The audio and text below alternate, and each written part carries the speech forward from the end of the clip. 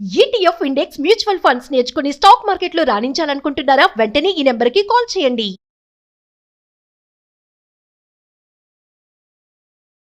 నమస్తే రమ్మగారు. నమస్తే జయ. రమ్మగారు, భగవంతుడిని ప్రతిరోజు ఆరాధించాలి, పూజించాలి. కానీ కొన్ని కొన్ని సందర్భాల్లో వింటూ ఉంటాం, నీ కష్టాలు వచ్చినప్పుడు మాత్రమే గుడికి వెళ్తావు, కష్టాలు వచ్చినప్పుడు మాత్రమే మొక్కుకుంటావు, కష్టాలు వచ్చినప్పుడు మాత్రమే దీపం పెడతావు. ఇలాంటి మనుషులను కూడా చూస్తూ ఉంటాం కదండి.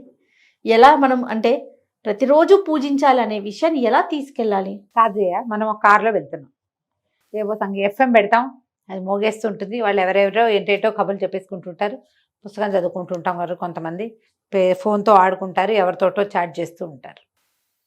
ప్రతి ప్రయాణంలో మనం ఇదే కదా చూస్తాం. నలుగురు ఉంటే నాలుగు రకాలు, నాలుగు రకాలు. లేదా వీళ్ళే ఏదో కబుర్లు చెప్పుకుంటారు, నవ్వుతారు, తాగుతారు, తింటారు, తుళ్ళుతారు, కేరింతలు కొడతారు.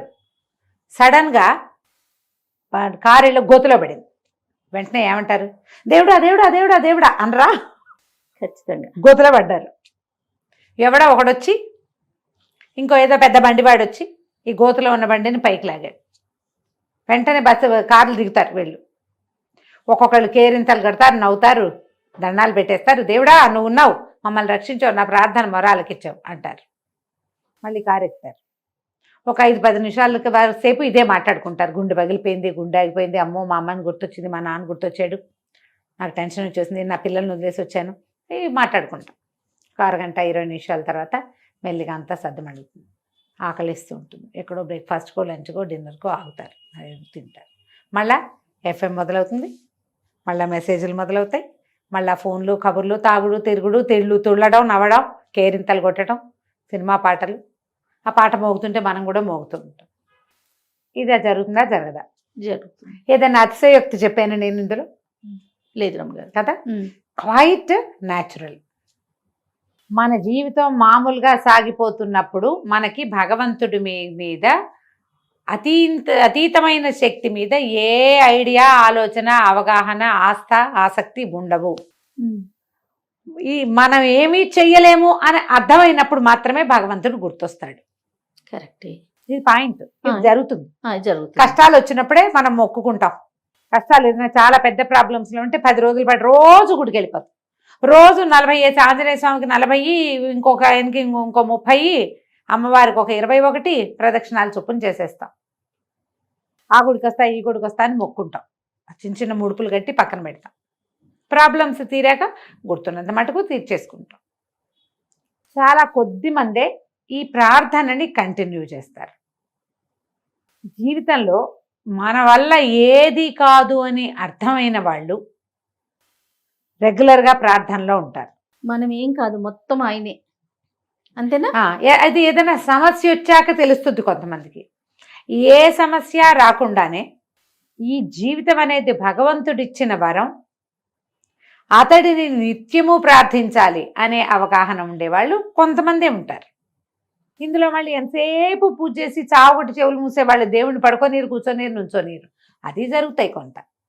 కానీ ఈ రెగ్యులర్ ప్రార్థన విధానం ఉంది చూడు, ఆ నమ్మకము, ఆ అలవాటు తక్కువ ఉంటుంది. దీన్ని ఏం చేయాలి, ఎట్లా ఇది నేర్చుకోవాలి అంటే మనం పిల్లలకి నేర్పాలి.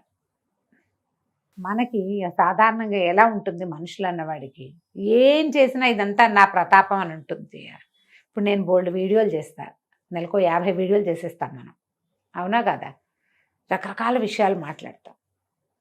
నువ్వు నన్ను అడుగుతావు, రామగారు ఇవన్నీ మీకు ఎలా తెలుసుంటే, నేను చిన్నప్పటి నుంచి చదువుకున్నాను, చిన్నప్పటి నుంచి చాలా పుస్తకాలు ఉన్నాయి మా ఇంట్లో, లోకజ్ఞానం ఉంది నాకు, మాది పల్లెటూరు, మేము బోళ్ళంతమంది అక్క చెల్లెళ్ళం, ఫ్యామిలీలు పెద్దవి, ప్రపంచాన్ని చూడడం వల్ల నాకు ఈ జ్ఞానం వచ్చింది, ఇది వచ్చింది, అది వచ్చింది, ఇది వచ్చింది చెప్తా. వీటన్నిటికీ ముందు ఒక వాక్యం ఎప్పుడు చెప్తానా జయ, నేను భగవంతుడు ఇచ్చిన అవకాశం. అవును, ఇంత దాన్ని నేను సంపాదించుకోలా, మా ఇంట్లో పుట్టడం నా ఛాయిస్ కాదు, ఈ మొత్తానికి కారణమైన మా ఇంట్లో నా పుటకుంది చూడు, అది భగవంతుడిచ్చిన అవకాశం. ఇంతమంది గెస్ట్లు ఉంటే సుమన్ టీవీలో కథలు చెప్పే అవకాశం నా ఒకదానికే రావడం భగవంతుడు ఇచ్చిన అవకాశం. దాన్ని అందిపుచ్చుకుని నేను ఏదో చేస్తున్నా, చేతనైంది. ఈ బేసిక్ పాయింట్ ఉంది చూడు, దైవానుగ్రహం వల్ల ఇది జరిగింది, తర్వాత నేను అప్పుడు నన్ను ఎవరో పట్టుకున్నారు, నేను చెరులో మునిగా, పైనుంచి పట్టుకున్నాడు ఒకడు, కాళ్ళు చేతులు ఆడిస్తా నేను.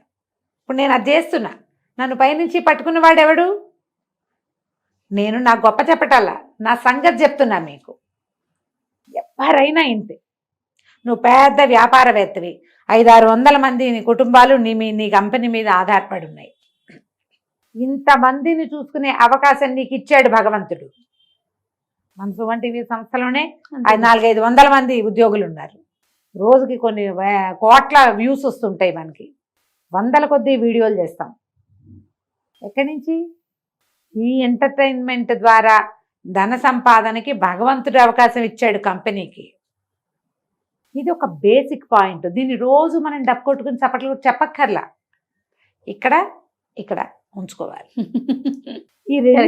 ఈ రెండు మన ఆత్మతోటి అనుసంధానం అయ్యి ఉంటాయి. ఇదంతా నా ప్రతాపమే అనుకుంటే టంగ్ మనకు మొట్టికాయ పడుతుంది. ఈ మొట్టికాయ ప్రపంచానికి కనబడపోయినా మనకి తెలుసు, మనకే తగులుతుంది కదా, మనకు తెలుసు కదా, మనకే బొప్పి కట్టిద్ది మనకే బొప్పి కడుతుంది. కాబట్టి ఆ లోపల గనక అది తెలివిడి ఉంటే ప్రార్థన ఆటోమేటిక్గా జరుగుతుంది. ఆ ప్రతాపం కాదు ఇదంతా.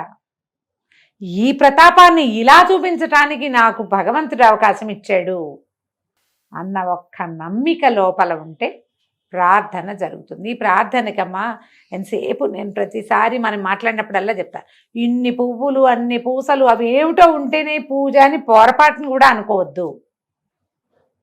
ఉండాలి, హృదయ కుసుమాన్ని సమర్పించాలి భగవంతుడికి, అంతే. అవేమిటో ఇవన్నీ చేయాల్సిందే, ఇంత చేయాలి, షోడశోపచారాలు చేయాలి, ఇంకేమిటో చేయాలి, చెప్పని భోగు చేయాల్సిందే, మడి మసానం అన్నీ ఉండాల్సిందే, అదంతా లేదమ్మా.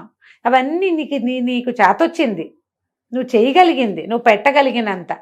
అవేవి పెట్టలేకపోయినా నువ్వు ప్రార్థించవచ్చు కదా. మనసా వాచా కర్మణ ఒక్క నమస్కారం చేసుకోవచ్చే భగవంతుడికి.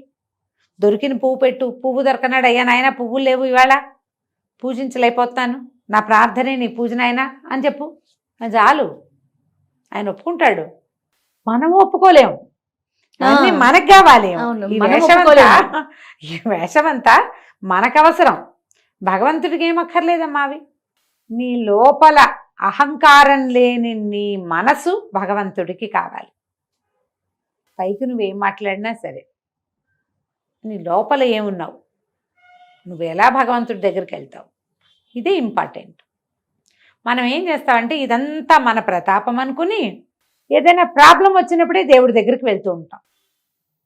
ఇప్పుడు మన కంపెనీ ఉంది, కంపెనీ దృష్టిలోనే చెప్పుకుందాం, ఏదో ఒక ఉద్యోగం చేస్తున్నాం, రోజువారీ బోళ్ళని చేసేస్తారు పనులు అంతా, కర్మచారులు ఉన్న పని వాళ్ళు అందరూ కూడా, ఆఫీస్లో ఉన్నవాళ్ళు, స్టూడియోలో ఉన్నవాళ్ళు. ఏదైనా ప్రాబ్లం వస్తేనే ఎండి దగ్గరికి వెళ్తాం, అంతేగా, ఒక తాత్కాలిక ప్రయోజనం కోసం వెళ్తాం. కానీ నిజానికి ఈ కంపెనీ ఎవరిది? అయింది. రోజువారీ ఆయన మన మధ్య లేడు, మనమేం ముట్టుకోకర్లా ఆయన్ని. 2-3 నెలలకు 5-6 నెలలకు ఒక్కరోజు ఆయన అవసరపడుతుంది మనకి, అత్యవసరం. ఇవి ఆయనతో మాట్లాడితే కానీ సార్ట్ అవుట్ కాదు. అంటే ఆ ఒక రోజుకేనా ఆయన? కాదుగా. ఈ మొత్తం కంపెనీ నడిపే అసలు కదా సూత్రధారి ఎవరు? అతనే కదా. అవునా? అవునండి. ఆయనతో మాకే సంబంధం అంటామా మనం? దేవుడు కూడా అంతే కదమ్మా. ఈ 400-500 మంది కంపెనీని నడిపే ఎండీకే ఈ మొత్తం అందరి మీద కంట్రోల్ ఉంటే ప్రపంచాన్ని జగన్నాటక సూత్రధారికి ఉండదు? ఆయన కంట్రోల్లోనే ఉన్నాం కదా మనం. ఏమైనా చూపించకుండా ఆయన కనపడకుండా చేయగలమా? అసలు చేయలేం కదా. కాబట్టి లోపల తెలుసుకోండి. ప్రాబ్లమ్స్ వచ్చినప్పుడే దైవారాధన చేస్తాం అనే ఆలోచన మానండి, అది మంచిది కాదు. మీరు రోజువారీ సరిగ్గా బిహేవ్ చేయకుండా సడన్గా ప్రాబ్లం వచ్చినప్పుడు నేను అద్భుతంగా ఉంటానంటే అదంతా లెక్కించబడదు, అది లెక్క పెట్టబడదు. ఇదే లెక్క పెట్టబడుతుంది, నీ బ్యాడ్ బిహేవియరే కనపడుతుంది. ఇవి పెద్దవైపోతాయి, ప్రాబ్లమ్స్ ఎక్కువ అవుతాయి. అది చేయొద్దు అట్లా. మీ మీద డిసిప్లినరీ యాక్షన్స్ అవి తీసుకుంటే మీరు చేయగలిగేది ఏముంది కదా. ఈ కంపెనీలో తీసేస్తే ఇంకో కంపెనీలోకి వెళ్తాం. ఎన్ని కంపెనీలు పోని మారేవు, ఎన్నైనా ఉన్నాయి. భగవంతుడి కంపెనీయో అది ఒకటే కదా. ఈ ప్రపంచం ఒకటే ఉంది కదా. ఇందులోంచి చేడాక నువ్వు దిగిపోయి దిగనాశిల్లిపోయి పోవటమే, అంతే, ఇకేం లేదు. అందుకని నిత్యం ప్రార్థన చేసే విధానాన్ని ప్రాక్టీస్ చేయండి. కాసేపైనా భగవంతుడి పట్ల విశ్వాసాన్ని ప్రకటించే అవకాశాన్ని తీసుకోండి. 5 minutes అంతే. పూజకి టైం లేదండి, వాళ్ళ టైం చాలేదంటారు పాపం. అంటే పూజ అనగానే మన దేవుడి మందిరం శుభ్రం చేయటము, దీపారాధన కుందులు తోముకోవటము, ఒక 50 రూపాయల పువ్వులన్నీ అమర్చటము, ఒక 20 రూపాయల పళ్ళు నివేదన పెట్టటము, దీపారాధన చేయటం, దీపాన్ని చుట్టూతా పువ్వులు పేర్చాలి, మనంత పని అదంతా కదా. ఒక దండం పెట్టడానికి అంత పని ఉందా? ఈ క్రియ సాయంకాలం చేసుకో, వెళ్ళేటప్పుడు దండం పెట్టుకుని వెళ్ళు. Minimum thing good morning. తెల్లవారు లేస్తే ఎంతమంది గుడ్ మార్నింగ్లు పెడుతున్నావమ్మా మనం? నేను అసలు స్పందించిన జయ నీకు పదే పదే చెప్తుంటాను నేను. కనీసం ఒక నెల రోజుల పాటు రోజు గుడ్ మార్నింగ్ గుడ్ నైట్ పెట్టిన తర్వాత బాబు మీకు విసుగు లేదా, ఎందుకు నైనా పెడతారు అని చెప్పాల్సి వస్తుంది. ఇవి గుడ్ మార్నింగ్లు పెట్టేటప్పుడు దేవుడికి కూడా చెప్పచ్చు కదా ఒక శుభోదయం. మనం ప్రాబ్లం వచ్చినప్పుడు పిలుస్తాను నేను, అప్పటి వరకు మా ఇంట్లో అసింటా ఉండు అని చెప్తామా? అలా చెప్పకూడదుగా. ఇలా చెప్పండి. రోజు నమస్కారం చేసుకోండి.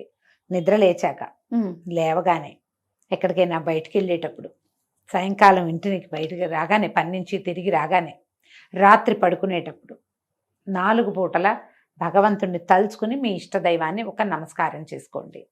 ఇది మీరు పిల్లలకు కూడా చెప్పచ్చు, నేర్పించవచ్చు. నిత్యము దైవాన్ని మనతో ఉంచుకోవచ్చు మనం. అంతే. ప్రాబ్లమ్స్ వచ్చినప్పుడు ఎండి దగ్గర పరిగెత్తినట్టుగా పరిగెత్తద్దు. పరిగెత్తుదాం అప్పుడు కూడా, అవసరమైతే పరిగెత్తచ్చు. ఈ రోజువారీ గుడ్ మార్నింగ్ కూడా చెప్పండి. ఖచ్చితంగా. డెఫినెట్గా రమ్మగారు. నమస్తే. నమస్తే జయ.